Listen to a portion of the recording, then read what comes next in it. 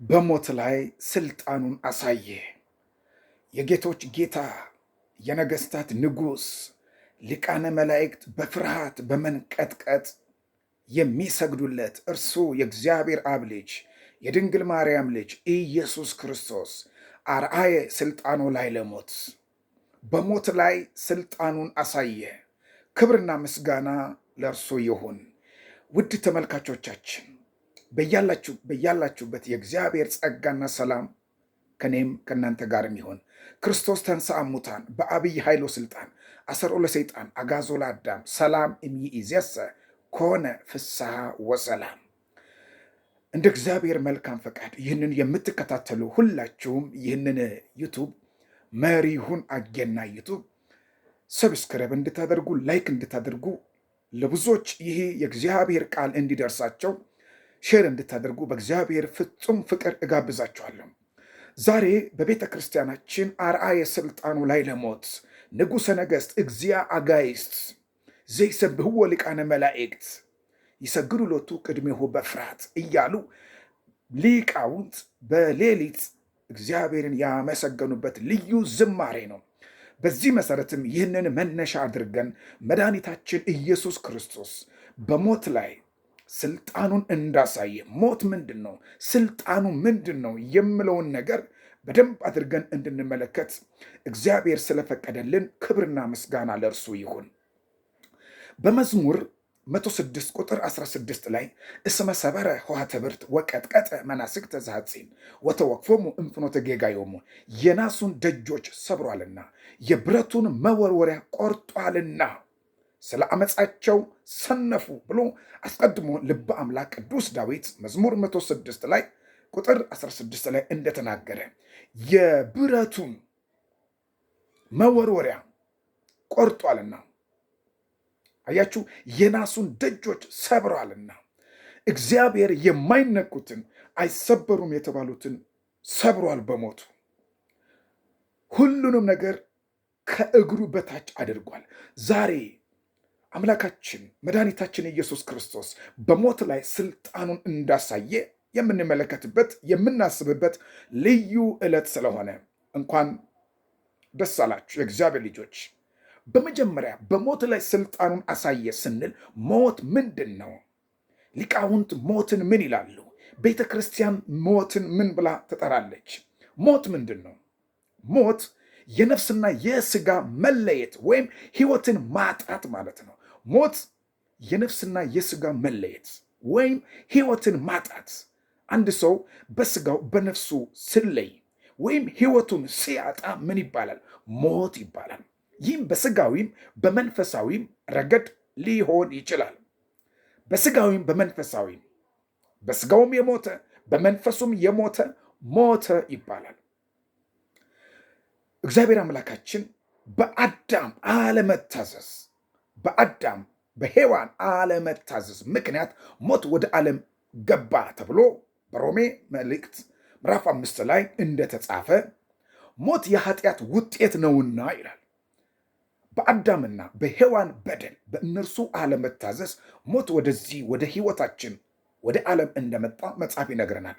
ስለዚህ ይህ የገባውን ሞት አዳም ትሞታለህ በተባለው ይህንን ዕፀ በለስ ከበላ የሞትን ሞት ትመታለህ እንዳትበላ ተብሎ ሁሉንም ነገር በዚህ ምድር ላይ ከፈጠረለት በኋላ የሚበላውን የሚጠጣውን ሁሉ በገነት ካዘጋጀለት በኋላ አዳም አንዲትን እንዳይበላ ግን አዘዘለት። ይህንን ከበላ የሞትን ሞት ትሞታለህ ብሎ ነግሮት ነበርና፣ ስለዚህ አዳም ይህንን አደረገ። ሞትን ይዞ መጣ። ሞት ባዶነት ነው። የእግዚአብሔር ልጆች አዳም ሲሞት ራቆትነቱን አየ። አዳም ሲሞት የእግዚአብሔር ድምፅ አስፈራው። ዛሬም በኃጢአት ያላችሁ ትእዛዝን ያፈረሳችሁ የእግዚአብሔርን ድምፅ ስትሰሙ መለኮታዊ ድምፅ ስትሰሙ ትፈራላችሁ። ከእግዚአብሔር ርቃችሁ ያላችሁ ቃሉን ያልጠበቃችሁ በቃሉ የማትኖሩ በቃሉ የማትገቡ በቃሉ ያልቆማችሁ የእግዚአብሔርን ድምፅ ስትሰሙ ሞት ወደ ህይወታችሁ ሲመጣ ትፈራላችሁ። ኃጢአት ሞት ነው። ነውር ሞት ነው። የሞታችሁ በኃጢአት በበደል በርኩሰት የሞታችሁ በሞት ላይ ስልጣን ወዳለው ወደ ኢየሱስ ክርስቶስ እንድትቀርቡ አሳስባለሁ። የእግዚአብሔር ልጆች አዳም ትሞታለህ በተባለው መሰረት ወዲያው በስጋ አልሞተም። ትሞታለህ በተባለው ሰዓት ወዲያው በስጋ አልሞትም። አይገርማችሁም? አዳም ከገነት ነው የወጣው። ዛሬ የሞታችሁ ከቅድስናው ነው የምትለዩ። ዛሬ በኃጢአት የወደቃችሁ፣ በነውር የወደቃችሁ ከቅድስናው ከፍቅሩ ልጅ ትርቃላችሁ፣ ከመንግስቱ ትርቃላችሁ። ስጋችሁ እኮ አለ። ቆማችሁ ትሄዳላችሁ፣ ትናገራላችሁ፣ ትበላላችሁ፣ ትጠጣላችሁ፣ ትቀመጣላችሁ፣ ትነሳላችሁ፣ ትናገራላችሁ፣ ትጽፋላችሁ። ነፍሳችሁ አለች፣ መንፈሳችሁ አለ። ግን የዘላለም ሞት በህይወታችሁ እንዳለ አስተውሉ። የዘላለም ህይወት ደግሞ ቃሉን በመጠበቅ እንዳለም አስተውሉ። የሰው ልጅ ህይወቱን የሚያጣው፣ የሰው ልጅ ክብሩን የሚያጣው ቃሉን ባለማክበሩ፣ ለቃሉ ባለመታዘዝ ስለሆነ የእግዚአብሔር ልጆች አዳም ወዲያው አልሞተም። ከእግዚአብሔር በመንፈስ ተለየ። ዘፍጥረት 2:17 ላይ ተመልከቱ። ከእግዚአብሔር ተለየ፣ መገናኛውን ድንኳን ሰበረው፣ ከገነት ተባረረ። መንፈሳችሁ፣ ህይወታችሁ ከእግዚአብሔር ይለያል። ጽድቃችሁ፣ ፍቅራችሁ፣ የዘላለም ህይወታችሁ ከእግዚአብሔር ይለያል። ደስታችሁን ታጣላችሁ። ሐዘን፣ ጭንቀት፣ ድብርት መንፈስ ወደ ህይወታችሁ ይመጣል። አዳም ተጨነቀ። ትሞታለህ በተባለ ሰዓት ማለትም እንዳትበላ የተባለውን ዕፀ በለስ ስለበላ አዳም በመንፈሱ ከእግዚአብሔር ተለየ። ወገኖቼ ከእግዚአብሔር መለየት ምንድን ነው? ከእግዚአብሔር መለየት ውድቀት ነው። ከእግዚአብሔር መለየት የዘላለም ሞት ነው። ስለዚህ ጌታችን መድኃኒታችን ኢየሱስ ክርስቶስ በሞት ላይ ስልጣን አለው ይላል። ሞት ሆይ መውጊያ የት አለ? በአንደኛ ቆሮንቶስ ምዕራፍ 15 ቁጥር 55 ላይ ሞት ሆይ መውጊያ የት አለ? ሲኦል ሆይ ድል መንሳት የት አለ? የሞት መውጊያ ኃጢአት ነው፣ የኃጢአትም ኃይል ሕግ ነው። ነገር ግን በጌታችን በኢየሱስ ክርስቶስ በኩል ድል መንሳትን ለሚሰጠን ለእግዚአብሔር ምስጋና ይሁን ይላል ቅዱስ ጳውሎስ። ሞት ሆይ መውጊያ የት አለ? ሞት ተሸንፏል። ድል መንሳት የለም። አሁን ሞት በነገራችን በመጨረሻው ዘመን የዓለም ፍጻሜ ሞት ለአንድና ለዘላለም መድረሻውን ያጣል። አያችሁ፣ ለአንድና ለመጨረሻ ሞት ምንን ያጣል? መድረሻውን ያጣል፣ ስፍራውን ያጣል። ስለዚህ ሞት ሆይ መውጊያ የት አለ? ሲኦል ሆይ ድል መንሳት የት አለ? ተብሎ የተጻፈው በዚህ በትንቢተ ሆሴዕ ምዕራፍ 13 ከቁጥር 14 ላይ የተነገረ ትንቢት ነው። ምን ይላል መጽሐፍ ቅዱስን እስቲ እናንብብ። እንዲህ ይለናል። ትንቢተ ሆሴዕ ምዕራፍ 13 ከቁጥር 14 ላይ ከሲኦል እጅ እታደጋቸዋለሁ፣ ከሞትም እቤዣቸዋለሁ። ሞት ሆይ ቸነፈርህ ወዴት አለ? ሲኦል ሆይ ማጥፋትህ ወዴት አለ? ርኅራኄ ከዓይኔ ተሰወረች። ስለ ቃሉ የእግዚአብሔር ስም የተመሰገነ ይሁን። አያችሁ፣ ትንቢቱን በነቢዩ በሆሴዕ የተነገረው ስለ ሞት ድል መንሳት በጌታችን በኢየሱስ ክርስቶስ ሞት እንደተሸነፈ፣ ሞት ድል እንደተነሳ ነቢዩ ሆሴዕ ጽፎልናል። ክብርና ምስጋና ለአምላካችን ለእግዚአብሔር ይሁን። እንዲሁም በዚህ በአንደኛ ቆሮንቶስ ምዕራፍ 15 ከቁጥር 53 ላይ ሞት ድል በመነሳት ተዋጠ ተብሎ የተጻፈው ቃል ይፈጸማል ይላል። በማን በኩል የተነገሩ? በነቢዩ በኢሳይያስ በኩል በትንቢተ ኢሳይያስ ምዕራፍ 25 ከቁጥር 8 ላይ ነቢዩ ኢሳይያስ ሞት ድል በመነሳት ተዋጠ ተብሎ የተጻፈውን ትንቢቱ ተፈጸመ ብሎ ማን ጻፈልን? ቅዱስ ጳውሎስ። ሞት ለዘላለም ሞትን ይላል ትንቢተ ኢሳይያስ ምዕራፍ 25 ቁጥር 8 ላይ ሞትን ለዘላለም ይውጣል፣ ጌታ እግዚአብሔርም ከፊት ሁሉ እንባን ያብሳል፣ የሕዝቡንም ስድብ ከምድር ሁሉ ላይ ያስወግዳል፣ እግዚአብሔርም ተናግሯልና። እግዚአብሔር የተመሰገነ ይሁን። ስለዚህ ክርስቲያኖች ጌታችን መድኃኒታችን ኢየሱስ ክርስቶስ በሞቱ ሞትን ስለሻረ የሞትንም ፍርሃትና መውጊያ አስወግዶ ስለሆነ የሞትን ፍርሃት ሞትን በሞቱ ስለሻረ ደስ ሊላችሁ ይገባል። በሞት ላይ ስልጣኑን አሳየ። ስለዚህ በክርስቶስ አምኖ የሚሞቱ ለዘላለም ከእርሱ ጋር ይኖራሉ ይላል ነቢዩ ኢሳይያስ። በኢየሱስ ክርስቶስ ሞትን ድል ባደረገው በእርሱ የሚያምኑ ለዘላለም ከእርሱ ጋር ይኖራሉ። ትንቢተ ኢሳይያስ ምዕራፍ 53 ማለትም ምዕራፍ 35 ከቁጥር 10 ላይ ይህንን ይናገራል። ስለዚህ ዛሬ ያሉ ምዕመናን በክርስቶስ እረፍትን ስለሚያገኙ ሞታቸው እረፍት ነው። ሞታቸው ምንድን ነው ይላል? እረፍት ነው። በጌታችን በመድኃኒታችን በኢየሱስ ክርስቶስ አምነው እረፍት ስላገኙ ዛሬ ክርስቲያኖች ቢሞቱ ሞታቸው ምንድን ነው? እረፍት ነው። እረፍተ ነፍስ፣ እረፍተ ስጋ። ዛሬ የቅዱሳን ሞት፣ የጻድቃን ሞት እረፍታቸው ነው፣ ለዘላለም እረፍት ነው ብሎ በቅዱስ ዳዊት መዝሙር ላይ ተጽፎ እንዳለ ዛሬ ቅዱሳን የሚሞቱ ክርስቲያኖች የሚሞቱት ሞታቸው ምንድን ነው? እረፍታቸው ነው። ስለዚህ የእግዚአብሔር ልጆች ሞት ለክርስቲያን ክብር ነው። ለምን? ዛሬ ክርስቲያኖች ሲሞቱ ደስ ሊላቸው ይገባል። ለምን? በክርስቶስ ክርስቲያን ስለሆኑ ድል በመንሳት ለሚያዞረን ለእርሱም ክብርና ምስጋና ይሁን እያሉ ማለት ነው። ድል መንሳት ስለሆነ ክርስቲያኖች በሕይወታቸው ሁሉ ድል እየነሱ ነው የሚንቀሳቀሱት። ትምህርታቸው፣ ስብከታቸው፣ ዝማሪያቸው፣ ጸሎታቸው ሁሉ የድል ዜማ፣ የድል ጸሎት ነው። ለምን? ሞት ድል ስለተነሳ። እኛ ደግሞ እስከ ፍጻሜ ድረስ እስከ መጨረሻ ድረስ ተግተን በመኖር በጾም በጸሎት በስግደት በመኖር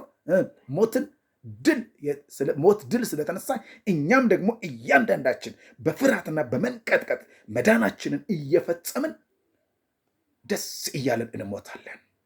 ያላመኑ የሐዘን ሞት ነው፣ የዘላለም ሞት ነው።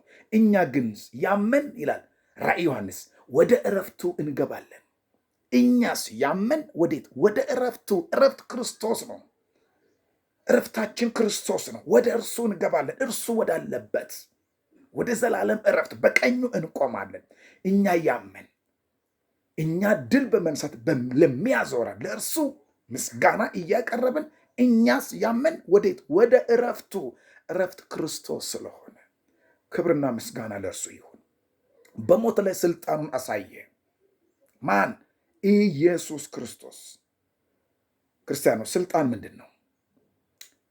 እስቲ ስለ ስልጣን ትንሽ እናውራ። ስልጣን ምንድን ነው? በነገር ሁሉ የመምራት፣ የመፍረድ፣ የመግዛት፣ ማንኛውንም ነገር የማድረግ ሙሉ መብት፣ የትኛውንም ነገር የማድረግ ሙሉ መብት ምን ይባላል? ስልጣን ይባላል። እግዚአብሔር ይመስገን። የእግዚአብሔር ስልጣን ሁሉ የእግዚአብሔር ስለሆነ ያችሁ የእግዚአብሔር ስልጣን ምንድን ነው? ሁሉ በሰማይ በምድርም ስልጣን ሁሉ የሱ ነው። በስልጣኑ ሰማይና ምድርን ፈጠረ። በስልጣኑ እኛን ወደዚህ ዓለም አመጣ። በስልጣኑ ሰማያትን፣ በስልጣኑ ምድርን፣ በስልጣኑ በሰማይም ያሉትን በምድርም ያሉትን በነፋስም በውሃ ውስጥም በዓለም ላይ ያለውን ሁሉ እግዚአብሔር በስልጣኑ ምን አደረገ? በቀዳሚ ገብረ እግዚአብሔር ሰማይ ወምድረ። በመጀመሪያ እግዚአብሔር ሰማይና ምድርን ፈጠረ። ማን? እግዚአብሔር በስልጣኑ ይሁን ስል ሁሉም ሆነ። እንስሳት፣ የሰው ልጅ፣ መላእክት። አያችሁ፣ የሰው ልጅ፣ መላእክት በሰማይም በምድርም ያለውን ሁሉ እግዚአብሔር ይሁን ስል ይሁን ባለው ጊዜ ሁሉም የሆነ በቃሉ። አያችሁ፣ በእግዚአብሔር ቃል፣ በእግዚአብሔር አንደበት ቃል በሆነው በክርስቶስ ቃል፣ በእግዚአብሔር ቃል በአንድነት በሶስትነት እግዚአብሔር ይሁን ስል የሆነ ነው ሁሉም ነገር። አንዳች ከእግዚአብሔር ውጭ የሆነ ምንም ነገር የለም። ስለዚህ ሰው ባለስልጣን ቢባልም ከራሱ ሳይሆን ከእግዚአብሔር ስልጣን ይቀበላል። ሮሜ ምዕራፍ 13 ቁጥር 1 ላይ የትኛውም ሰው ስልጣን ቢኖረው፣ በምድራችን ብዙ ባለስልጣናት አልፈዋል፣ ብዙ ባለስልጣናት አሉ። ነገር ግን ስልጣናቸው ሁሉ ከማን ነው የሆነው? ከእግዚአብሔር ነው። የክርስቶስ ስልጣን ምንድን ነው? የጌታችን የመድኃኒታችን የኢየሱስ ክርስቶስ ስልጣን ምንድን ነው? የመሲሁ ስልጣን ምንድን ነው? የማርያም ልጅ የእግዚአብሔር አብ ልጅ ስልጣን ምንድን ነው? እግዚአብሔር ወደዚህ ዓለም መጥቶ በቤተልሔም ተወለደ። በቤተልሔም ተወልዶ እያለ እርሱ ግን ባለስልጣን ነው። ከአብ ጋር እኩል ነው።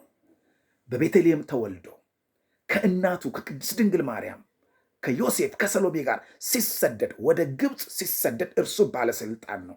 ኢየሱስ ክርስቶስ ከእናቱ ጋር ሲራብ ሲሰደድ ባለስልጣን ነው። ንጉሥ ነው። አባት ነው።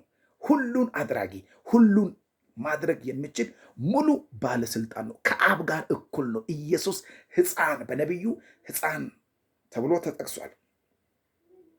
ሕፃን ተወለደልን። አያችሁ፣ ወንድ ልጅም ተሰጠን ብሎ ሲናገር ሕፃን ተብሎ ሕፃን ሲባል እርሱ ምንድን ነው? ባለስልጣን ነው። ወንድ ልጅ ተወለደልን። ሲወለድም እርሱ ምንድን ነው? ከአብ ጋር እኩል ነው። በዚህ ምድር ላይ ብዙ ነቢያት ተወልደዋል፣ ብዙ ቅዱሳን ተወልደዋል። ከአብ ጋር እኩል መሆን የሚችል ማንም የለም ከኢየሱስ ክርስቶስ ውጭ። ኢየሱስ ክርስቶስ ፈጣሪ ነው።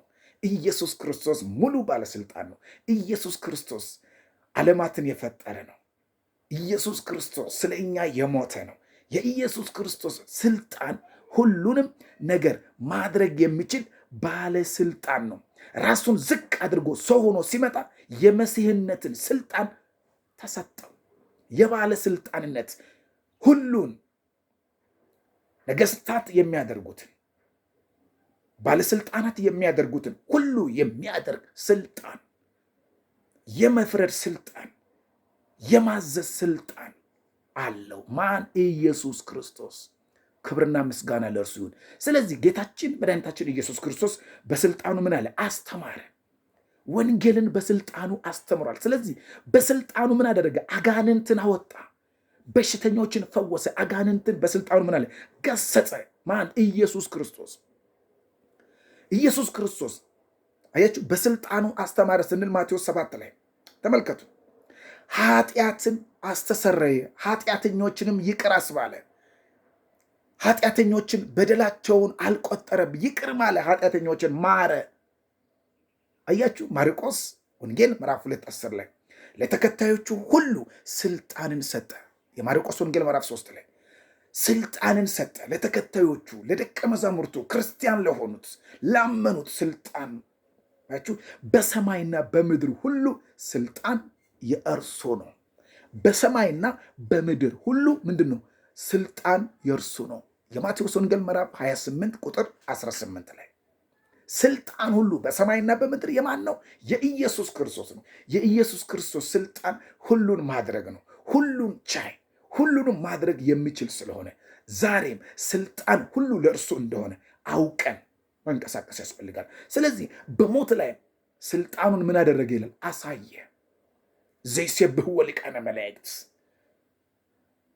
ቅዱሳን መላእክት፣ ሊቃነ መላእክት የሚያመሰግኑት ይሰግዱ ሎቱ ቅድሜሁ በፍርሃት በመንቀጥቀጥ በፊቱ የሚሰግዱለት ንጉሠ ነገሥት እግዚአ አጋዕዝት፣ የጌቶች ጌታ የነገሥታት ንጉሥ ይላል ቅዱስ ያሬድ። እነሱ የሚያመሰግኑት እርሱ በሞት ላይ ስልጣኑን አሳየ። ሞትን ዋጠው፣ ሞትን አስወገደው፣ ለዘላለም ሞትን አሸነፈ።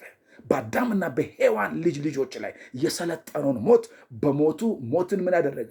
ሻረ። ሞታችንን በሞቱ ሽሯል።